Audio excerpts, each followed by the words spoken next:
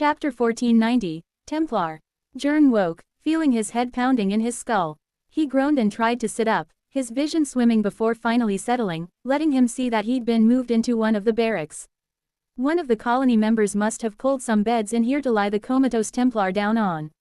Slowly shifting his head to the left, then to the right, Jern confirmed that he was indeed not alone. Alice was with him, along with Bertrand, but he didn't see the kids. Trine, Amelia, Allison, he called. His voice was rough, as if he'd been shouting for hours, but he hadn't, had he? Memories of the battle within the nave returned to him in a rush. The tide of critters who had flooded in, trying to do something to it while he and the other fought them off desperately. It had seemed like it would never end, but eventually they stopped coming, not long before the Templar had been completely out on their feet. For some reason, fighting inside that place was so much more exhausting than doing battle on the platform. Some sort of spiritual drain, instead of a physical one. Maybe it was both. He did feel tired, in every way. Trine, Amelia, Allison, he tried again, a little louder this time. We're here. Barely a whisper, the pheromonal message brushed past him, so light it could have almost been mistaken for a stray scent in the air. Typical of the kids, they were always this secretive. Craning his neck, he spotted them in a dark corner, huddled together and wrapped in blankets. With a groan, he pushed himself up and swung his legs off the side of the bed, feeling around for his shoes. It was almost pitch black inside the barracks, not unusual for areas of a nest dedicated to the ants, but even so, Jern could see just fine. The training of the Nameless Ones was especially strict on this point. If you couldn't find your way in total darkness, you wouldn't make it from one side of a room to the other inside the sanctum. Boots on, he stood and made his way over to the kids, squatting down a short distance away from them. Jern spoke to them, using his softest pheromones. "How are you?" he asked. "Anyone hurt?" The three kids looked somewhat the worse for wear.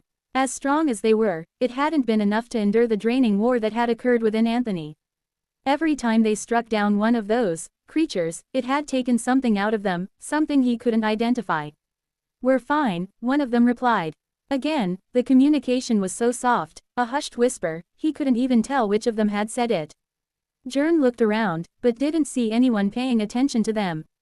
There were many ants in the barracks, still as statues as they enjoyed their torpor, and it was difficult to say if they were watching or not. Fancy all direction eyes that they had, but he felt he was probably safe. "There's no need to be so quiet," he gestured to them clumsily using the secret language of the Nameless. They hissed at him. Hissed. Eyes wide with fury, Amelia snapped out a series of gestures. "Not here. Do you want to be seen? Then talk to me," Jern signed back, his gestures growing ever so slightly larger.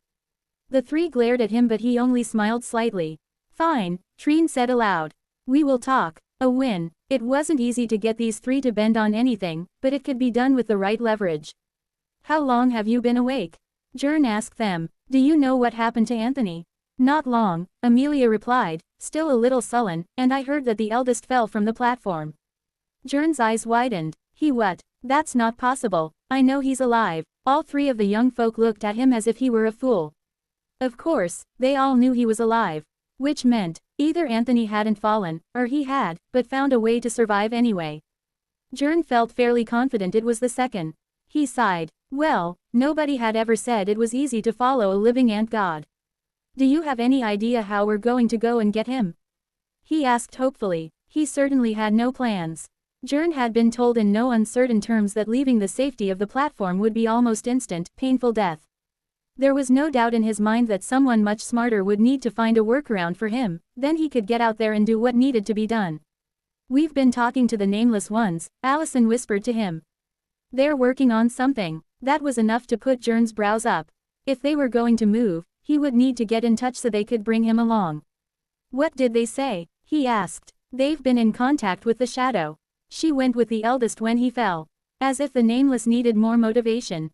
"They're trying to coordinate something, but moving through the fifth is going to be very difficult." Even for them, it was hard for everyone, even secret shadow ants, apparently. At least Jern could be confident someone was working on a solution. All he had to do was tag along. "You should get some more rest," he suggested to the three. They looked offended, but he only smiled at them. "We might need to fight again soon. Better to rest while we can," he said, and shrugged. Hoping they would take his advice, Jern left them and headed back to his own bed, kicking off his shoes and lying down once more. With a subtlety he hadn't displayed before, he left a faint message in the deepest pocket of shadow in the chamber, then pulled up his blankets. In minutes, he was softly snoring.